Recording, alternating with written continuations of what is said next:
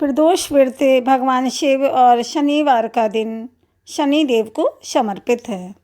मान्यता है कि शनि प्रदोष व्रत में भगवान शिव, माता पार्वती व शनि देव की पूजा करने से जीवन में सुख समृद्धि आती है। प्रदोष व्रत की आप सभी को शुभकामनाएं। भोले बाबा और माता पार्वती की कृपा आप पर सदैव बनी रहे और शनि देव भगवान की भी कृपा आप लोगों पर बनी रहे।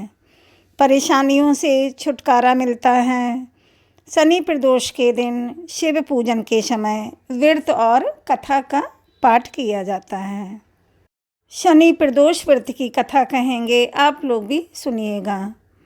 गंगाचार्य ने कहा, हे महामते, आपने शिव शंकर प्रसन्नता हेतु समस्त प्रदोष व्रतों का वर्णन किया है।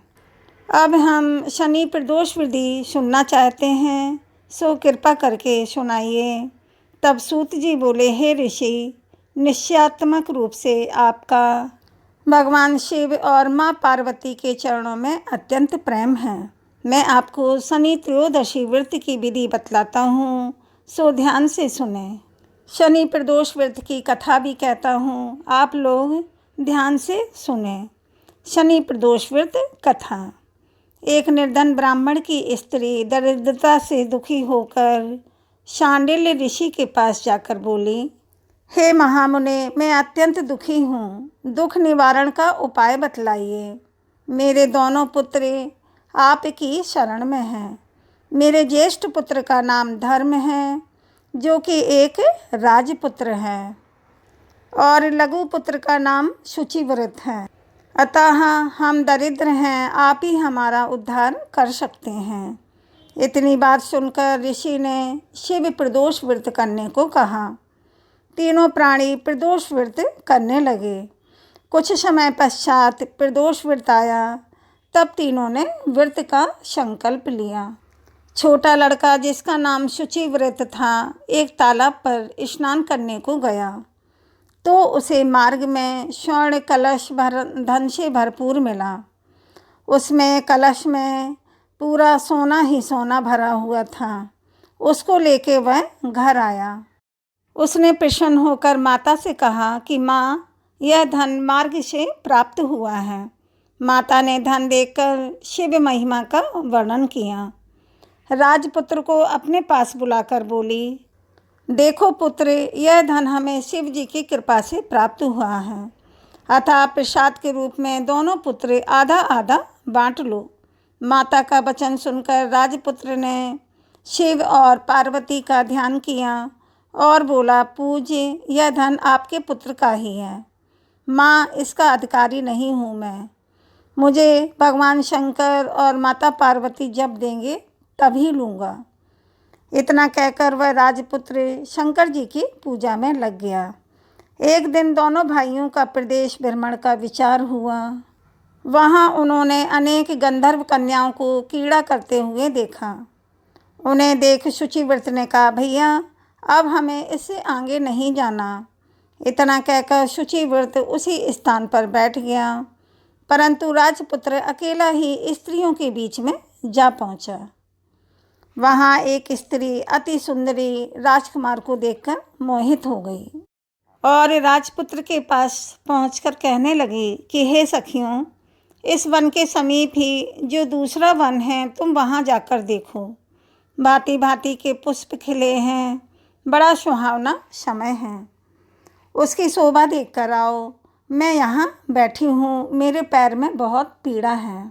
यह सुनकर सब सखियां दूसरे वन में चली गईं। वह अकेली सुंदर राजकुमार की ओर देखती रही। इधर राजकुमार भी कामुक दृष्टि से निहारने लगा। युवती बोली, आप कहाँ रहते हैं? वन में कैसे पधारे और किस राजा के पुत्र हैं? क्या नाम है? राजकुमार बोला, मैं विदर्भ नरेश का पुत्र हूँ। आप अपना परिचय दें। युवती बोली, मैं विदर्भ के नाम गंधर्व की पुत्री हूँ। मेरा नाम अंशुमती है। मैंने आपकी मन स्थिति को जान लिया है कि आप मुझ पर मोहित हैं। विधाता ने हमारा तुम्हारा संयोग मिलाया है। युवती ने मोतियों का हार राजकुमार के गले में डाल दिया राजकुमार हार को स्वीकार करते हुए बोला कि हे भद्रे, मैंने आपका प्रेम उपहार स्वीकार कर लिया है, लेकिन मैं निर्धन हूँ। राजकुमार के इन वचनों को सुनकर गंधर्व कन्या बोली कि मैं जैसा कह चुकी हूँ वैसा ही करूँगी। अब आप अपने घर को जाएं। इतना कहकर वह गंधर्व कन्या सखियों से जा मिली।